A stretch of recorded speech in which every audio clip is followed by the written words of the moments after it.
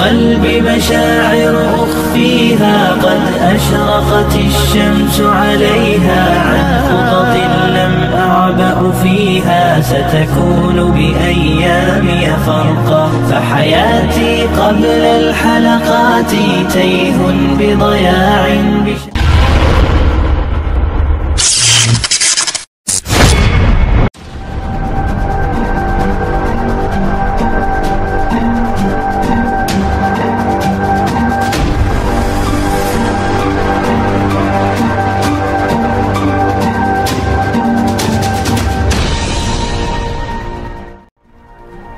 Assalamualaikum warahmatullahi wabarakatuh.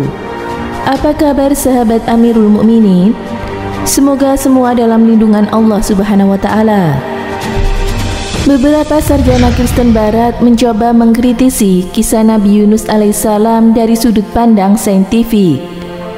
Hasilnya diserahkan kepada iman umat beragama.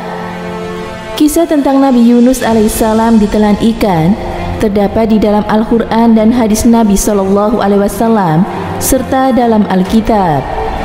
Memang ada perbedaan kronologis dalam kisah yang ada di dalam kitab suci umat Islam dan Nasrani. Namun secara umum kisah ini memiliki banyak kesamaan. Ditelannya Nabi Yunus alaihissalam di dalam perut ikan besar. Magdir dan Georgi Forrain dalam buku mereka yang berjudul When God Speak for Himself mencoba mengurai kisah tentang Nabi Yunus alaihissalam. Mereka memulai dari dua pertanyaan mendasar. Pertama, jenis ikan apa jika ada yang dapat menelan manusia secara utuh? Kedua, jika ada ikan seperti itu, dapatkah manusia hidup di dalam perutnya selama 3 hari? Mereka kemudian menjelaskan bahwa paus berpotensi cukup besar untuk menjadi kandidat. Ada dua jenis utama paus. Pertama adalah paus balin atau paus besar dan paus narwal atau paus bertanduk. Paus balin memiliki mulut yang sangat besar dan memakan krill atau sejenis udang kecil, tetapi diameter tenggorokannya hanya beberapa inci. Sedangkan untuk paus narwal memiliki gigi mengiris dan tenggorokan yang cukup besar untuk menelan potongan ikan dan cumi-cumi besar. Namun, sebagian besar mulut mereka terlalu kecil untuk dapat menelan manusia secara utuh, kecuali paus sperma dan paus Beraldius atau paus raksasa berparu. Namun, karena paus Beraldius hanya hidup di wilayah kutub, dan sementara paus sperma dapat ditemukan di mana saja di 7 lautan termasuk Mediterania Timur, maka mereka menjadi kandidat utama. Seekor paus sperma bisa memiliki panjang 20,5 meter hingga 11 kali tinggi manusia. Tulang rahangnya kira-kira 25% dari panjang tubuhnya hingga 5 meter. Jadi mulutnya cukup besar untuk dapat memasukkan tubuh Nabi Yunus tanpa memotong kaki atau kepalanya. Tenggorokannya juga cukup besar bagi Nabi Yunus untuk dilewati selama tubuhnya tidak terlalu besar. Makanan kesukaan paus sperma adalah cumi-cumi raksasa dan cumi-cumi kolosal yang hidupnya hingga 3 km di bawah permukaan laut. Makhluk-makhluk ini dapat memiliki panjang hingga 13 meter. Tetapi, karena sebagian besar panjang tubuhnya berasal dari tentakel, tubuh mereka paling-paling hanya memiliki panjang 4 meter dan berdiameter 1,5 meter. Dengan fakta seperti ini, jadi sepertinya paus sperma bisa menelan manusia secara utuh. Kandidat lainnya yang berkemungkinan adalah hiu putih besar. Namun siapapun itu, baik hiu maupun paus, di dalam perut keduanya tidak ditemukan oksigen. Bagaimana bisa manusia bertahan di dalamnya tanpa oksigen? Hal lainnya adalah bagaimana bisa Nabi Yunus bertahan tanpa tercerna oleh asam lambung dan proses pencernaan. Magdir di dalam bukunya yang berjudul The Session of the Bible The Story of Jonah memaparkan kedua sarjana itu untuk mengembalikan kisah tentang Nabi Yunus ke dalam keimanan mereka, yaitu keajaiban dari mukjizat Tuhan. Bahwa menurut mereka, mungkin saja Tuhan sengaja mempersiapkan ikan ajaib yang mampu menyediakan kehidupan bagi Nabi Yunus di dalam perutnya. Mukjizat Nabi Yunus alaihissalam. Sementara itu, Musafir Profesor Dr. Hurais Shihab menjelaskan bahwa apa yang dialami Nabi Yunus itu merupakan mukjizat, atau dapat juga berartikan bahwa peristiwa itu secara hukum alam tidak mustahil terjadi, walaupun hampir tidak pernah terjadi. Profesor Hurais Shihab menambahkan bahwa mustahil itu ada dua macam.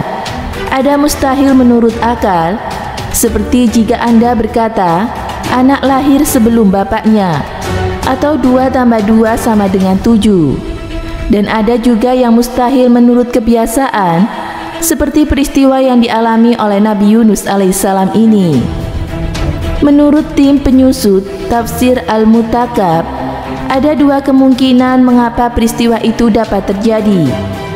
Pertama, bisa jadi ikan hiu itu termasuk jenis ikan hiu besar bersirip tak bergigi, seperti yang terdapat di Laut Tengah. Panjangnya bisa mencapai sekitar 20 meter. Nabi Yunus berada di langit-langit mulutnya yang besar, sampai akhirnya dia dilemparkan di sebuah daerah tandus, karena hiu itu merasa sesak pada tenggorokannya akibat menelan manusia. Lalu yang kedua, bisa jadi pula hiu itu termasuk jenis hiu besar yang bergigi, dan panjangnya pun mencapai sekitar 20 meter. Serta ditemukan juga di Laut Tengah.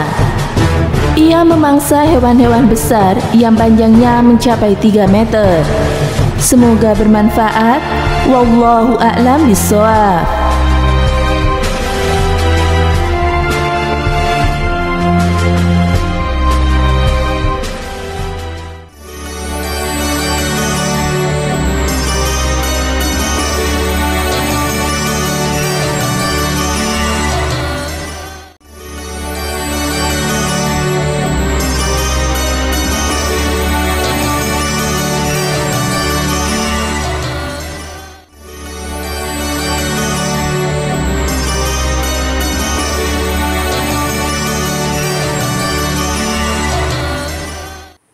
Assalamualaikum warahmatullahi wabarakatuh. Pemirsa Amirul Mukminin yang dirahmati Allah Subhanahu wa taala. Nabi Yunus adalah seorang nabi dan rasul yang diutus Allah Subhanahu wa taala untuk berdakwah kepada penduduk Ninawa, Mosul, Irak. Nabi Yunus meninggalkan kaumnya dalam keadaan marah karena penduduk tersebut tidak mau beriman kepada Allah Subhanahu wa taala. Sehingga Allah memberikan peringatan kepada Nabi Yunus, yaitu dengan ditelannya seekor ikan yang bernama ikan Nun. Penduduk Ninawa dihuni oleh kaum yang menyembah patung dan berhala. Maka diutuslah Nabi Yunus, akan tetapi mereka menolaknya. Maka pergilah Nabi Yunus dalam keadaan marah sampai di tepi laut. Nabi Yunus menaiki kapal, akan tetapi ombak yang begitu besar sehingga Nabi Yunus mendapat undian, yaitu beliau yang diceburkan ke dalam lautan tersebut.